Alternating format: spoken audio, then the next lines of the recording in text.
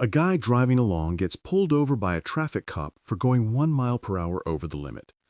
The guy steps out of his car, and the cop asks in a sarcastic tone why he is so important to be driving that fast. The guy replies carefully that he is on his way to his next job. "Oh yeah?" the cop replies. "And what is that, president?" "No," the guy replies. "I'm a rectum stretcher." "Oh, so what does that entail?" the cop asks, now intrigued. "Well, I put a finger in an asshole and wiggle it about. Then I slip in another and repeat until both hands are in. Then I fit my arm in and stretch it further. Then I step in and give it a final stretch until it's about 6 feet. "Okay," says the policeman, "and what do you do with a 6-foot asshole?" "Well," replies the guy, "you put it in a uniform and give him a speed camera." A guy sits in his seat on an airplane, red-faced, and turns to the guy next to him. "Oh man, I just made the worst Freudian slip.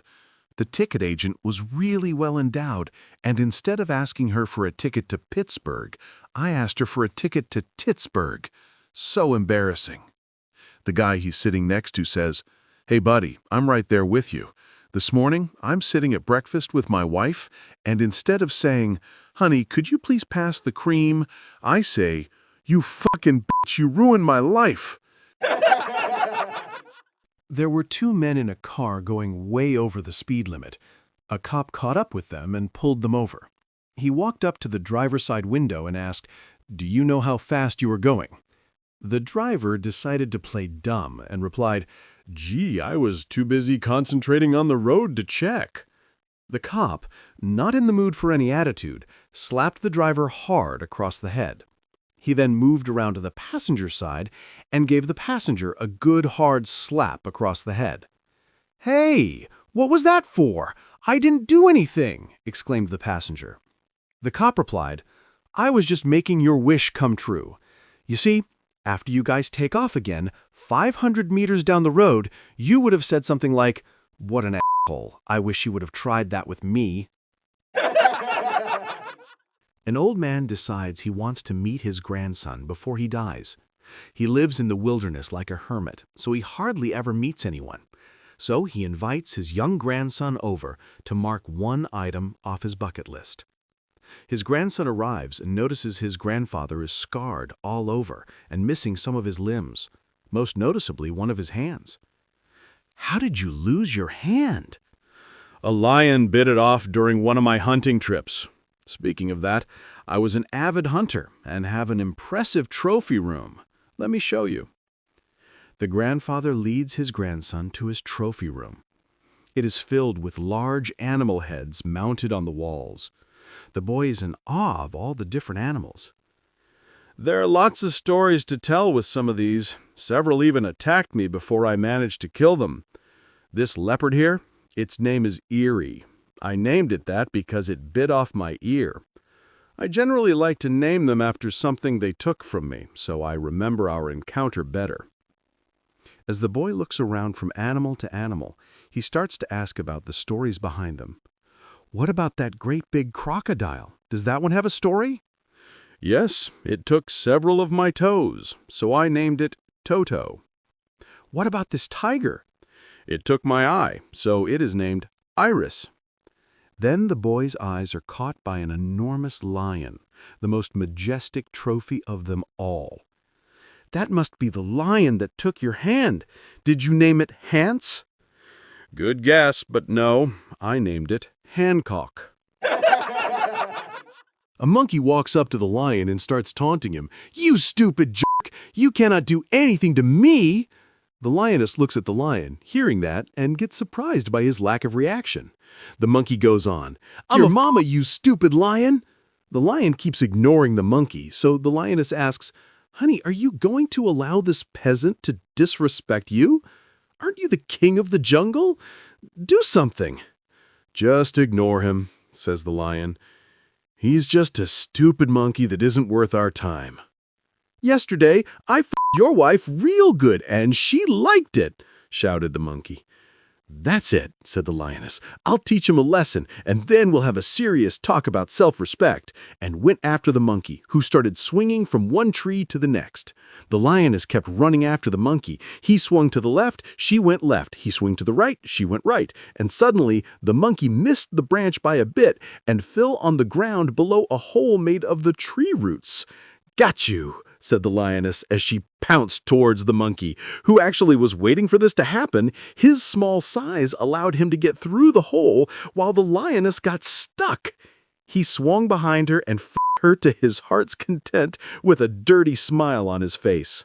That evening, the lioness returned to her home silent, and when she saw the lion, she said, "You were right.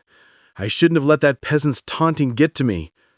He hugged her understandingly and said, "Yeah, you too got stuck in the roots, didn't you?" 3 vampires walk into a bar. The first one, quite thirsty, promptly says to the bartender, "I'll have a glass of blood, type AB negative, on the rocks," quickly followed by the second making his request for a Bloody Mary, type B+, and lastly the third one, after a little consideration, asking for a glass of hot water, please. The first 2 vampires immediately give a look of contempt to the third one of them exclaiming, "A glass of hot water? What kind of pansy order is that?"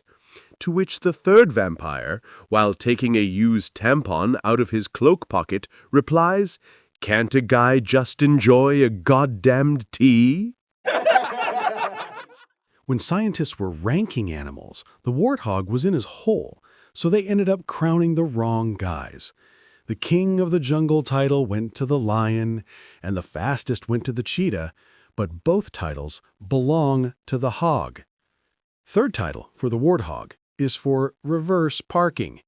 Dude can reverse into a hole in the middle of a high-speed chase. Acceleration from 0 is like a race car, and brakes are instant. I think it's time we crown the right champions. With all fairness, if a cheetah can chase a hog and fail to catch it, then we have a new champion. The V16 bi-turbo 6.5-liter AMG engine. I went to the liquor store Friday afternoon on my bicycle, bought a bottle of scotch, and put it in the bicycle basket. As I was about to leave, I thought to myself that if I fell off the bicycle, the bottle would break. So I drank all the scotch before I cycled home. It turned out to be a very good decision because I fell off my bicycle 7 times on the way home. 2 nicely dressed ladies happened to start up a conversation during an endless wait at the LAX airport. The first lady was an arrogant California woman married to a wealthy man. The second was a well-mannered elderly woman from the South. When the conversation centered on whether they had any children, the California woman started by saying, "When my first child was born, my husband built a beautiful mansion for me."